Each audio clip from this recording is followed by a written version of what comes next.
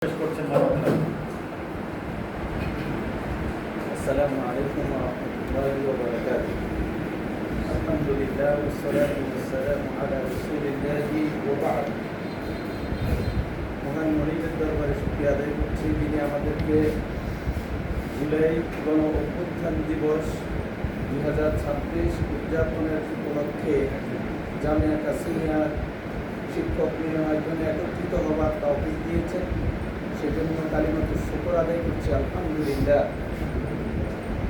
আমার উপর যে অর্পিত দায়িত্ব ন্যস্ত করা হয়েছে দারসুল কোরআন, যেহেতু জুলাই গণ অভ্যুত্থানের যে গ্রাউন্ড ছিল সেটি হলো বাংলাদেশের নির্যাতিত, নিপীড়িত, বঞ্চিত মানুষদের অধিকার ফিরিয়ে আনা, সেই অধিকার নিশ্চিত করার জন্যে যে অভ্যুত্থান সংঘটিত হয়েছে সেটার সাথে সামঞ্জস্য রেখে আমি সূরা ইব্রাহিমের 42 নম্বর আয়াতের অংশ বিশেষ আউযু বিল্লাহি মিনাশ শাইতানির রাজীম বিসমিল্লাহির রাহমানির রাহিম ওয়ালা তাহসাবান্নাল্লাহা গাফিলান আম্মা ইয়া'মালুয যালিমুন। এই অংশ বিশেষের দারসুল কোরআন শিরোনামে সংক্ষিপ্ত আকারে পেশ করার জন্য চেষ্টা করব। ওমা তাওফীকি ইল্লা বিল্লাহ। সম্মানিত উপস্থিতি, আমি যে আয়াতের অংশ বিশেষ তেলাওয়াত করেছি, আয়াতটি সূরা ইব্রাহিম পবিত্র কোরআন কারীমের 14 নম্বর সূরা 42 নম্বর আয়াত।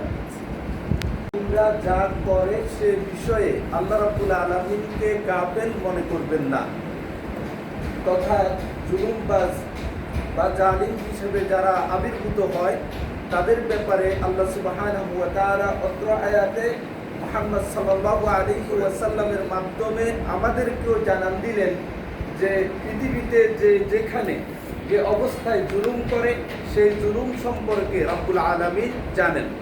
সবচেয়ে মজার ব্যাপার হলো, জুলুম বললেই আমরা বুঝি রাষ্ট্র ব্যবস্থার জুলুম, জুলুম বললেই বুঝি প্রশাসনের জুলুম, আমার বসের আমার প্রতি জুলুম। কিন্তু আমি নিজেও যে ব্যক্তিগত জীবনে, পারিবারিক জীবনে, কর্মজীবনের পরতে পরতে জুলুম করছি, সে বিষয়েও এই আয়াত থেকে আমাদের শিক্ষা নেওয়া উচিত।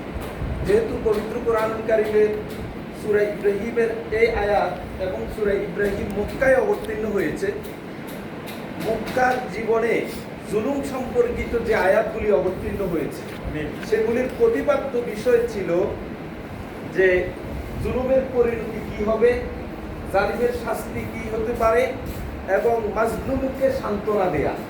এটা ছিল জুলুমের যতগুলি আয়াত আছে সে সকল আয়াতের প্রতিপাদ্য বিষয়। মাক্কি জীবনে জুলুমের কথা বললেই হচ্ছে জালিমের শাস্তি, মাজলুমকে সান্ত্বনা এবং জুলুমের পরিণতি। আর যখন মাদানী জীবনে জুলুম সংক্রান্ত কোনো আলোচনা এসেছে, সেখানে এই জুলুম দ্বারা ন্যায় বিচার প্রতিষ্ঠা করা, সামাজিক ও রাষ্ট্রীয় পর্যায়ে জুলুম প্রতিরোধ কিভাবে করতে হবে, মানুষের অধিকার নিশ্চিত করা, এই দুইটি প্রেক্ষাপটকে যদি আমরা আলাদা করি তাহলে বুঝতে পারি মাদানী জীবনে ছিল মুসলিমরা ক্ষমতাধর আর মাক্কি জীবনে ছিল অপেক্ষাকৃত দুর্বল। সেজন্য মাক্কি জীবনের জুলুম যারা করে তাদেরকে হুমকি দিয়েছেন, তাদের পরিণতি সম্পর্কে বলেছেন। মাজলুম যারা জুলুমের শিকার হয় তাদেরকে সান্ত্বনা দিয়েছেন। আর যখন মাদানী জীবনে জুলুমের কথা আসতো সেখানে প্রতিরোধের কথা আসতো, জুলুমকে বিতাড়ন করে সেখানে ইনসাফ প্রতিষ্ঠার জন্য কথা বলা হতো। যে ইমাম কুরতুবী রাহিমাহুল্লাহ এই আয়াতের ব্যাখ্যা করতে গিয়ে তিনি বললেন, হাযা ওয়াঈদুন লিয-যালিমি ওয়া তা'যিয়াতুন লিল-মাজলুম। এই আয়াতটি হলো জালিম বা জুলুমবাজ যে তার জন্য একটি হুমকি আর মাজলুমের জন্য একটি সান্ত্বনা। আল্লাহ রাব্বুল আলামিন পবিত্র কোরআনুল কারীমের এই আয়াত থেকে আমাদেরকে একটি মেসেজ দিতে চান, সেটি হলো জুলুম যেই করবে সেই জুলুমের ব্যাপারে নিজে গাফিল থাকলেও আল্লাহ রাব্বুল আলামিন সেই জুলুমকে হিসাব করে রাখেন, সেটাকে তিনি দুনিয়া এবং আখিরাতে কড়াই গন্ডায় বুঝিয়ে দিবেন। সেটার দীর্ঘ আলোচনাও আমরা শুনে থাকি এবং কোরআন এবং হাদিসে সেই বিষয়গুলিও অনেকভাবে বিবৃত হয়েছে। কবির ভাষায় বলতে হয়, ফালা তাজলিমান্না ইযা মা কুনতা মুক্তাদিরা। তুমি অবশ্যই কখনো জুলুম করবা না তোমার ক্ষমতা থাকলেই। কারণ জুলুম কে করে? শক্তিশালী দুর্বলের প্রতি জুলুম করে, দুর্বল কোনোদিন শক্তিশালীর প্রতি জুলুম করে না। জুলুম মানেই হলো দুর্বল কর্তৃক যে শক্তিশালী কর্তৃক দুর্বলের প্রতি নিপীড়ন। সুতরাং কবি বলছে তোমার ক্ষমতা আছে বলে তুমি জুলুম করতে যেও না। কারণ কি? কারণ হলো যে আয-যুলমু মারতাউহু ইউফদি ইলা নাদামি, জুলুমটার পরিণতি হলো তোমাকে অনুশোচনার দিকে নিয়ে যাবে, তোমাকে অপমানের দিকে নিয়ে যাবে। আয-যালিমু ইয়ানামু ওয়াল মাজলুমু মুনতাবে, জুলুমকারী জুলুম করার পরে নাক ডেকে ডেকে ঘুমায়, যার প্রতি জুলুম করে সে কিন্তু ঘুমায় না, রাতভর চোখের পানি ছেড়ে জালিমের বিরুদ্ধে বদদুয়া করে। কবি সে কথাই বললেন ইয়াদুল্লাহ আলাইকা ওয়া আইনুল্লাহি লাম তানামি, রাতভর সে আল্লাহর কাছে তোমার বিরুদ্ধে বদদুয়া করে আর আল্লাহর চোখও কিন্তু ঘুমায় না। আল্লাহু আকবার। এই যে বিখ্যাত কবিতা আলী ইবনে আবি তালিব থেকে এই কবিতাটি পাওয়া যায়। তাহলে আমরা বুঝতে পারলাম প্রত্যেক জালেম শক্তির থাকার কারণে দুর্বলের প্রতি জুলুমের পরে সে এটা মনে রাখে না কাকে কি করে ফেলেছে, শক্তি পেশি শক্তি অর্থবিত্ত সব থাকার কারণে যে তার প্রতি জুলুম করে সেটা তারা স্মরণ রাখতে চায় না।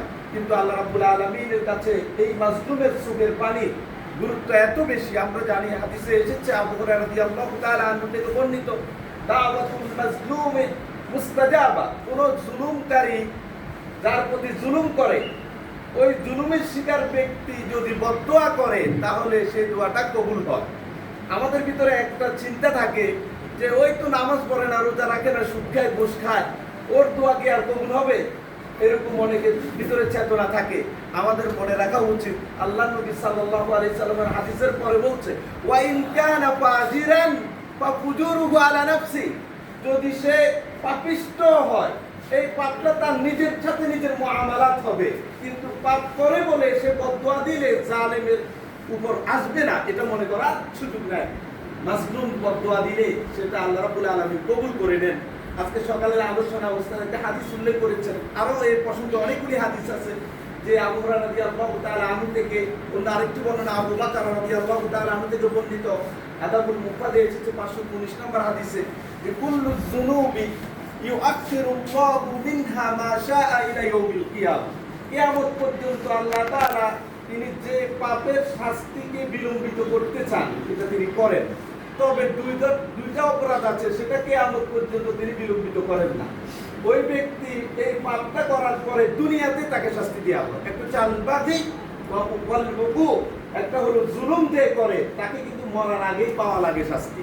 হাদিসের শেষাংশে আসছে যে জুলুম করে ক্বাবলা মাউতিহি, তার মরার আগে তাকে এটার মুখোমুখি হওয়া লাগে। আমি একটা হাদিসের উদাহরণ দিয়ে আলোচনা শেষ করার চেষ্টা করব, বিলম্ব করার সুযোগ নেই যেহেতু 10 মিনিট সময়।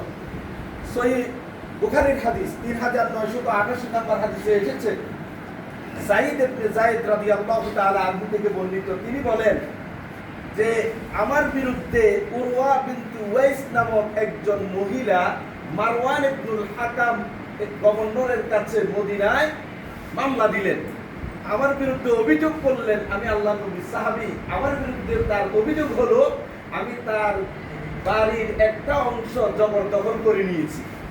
এই অভিযোগ দেওয়ার পরে মারওয়ান ইবনুল হাকাম আমাকে ডাকলেন, ডাকার পরে বললেন আমার সামি'তু রাসূলুল্লাহি সাল্লাল্লাহু আলাইহি ওয়াসাল্লাম ইয়াকুল, আপনি যে ব্যাপারে আরওয়া বিনতু ওয়াইসের মামলার কারণে আমাকে তলব করলেন আমি তার জমি দখল করেছি, আপনার কি এই কথা মনে নাই?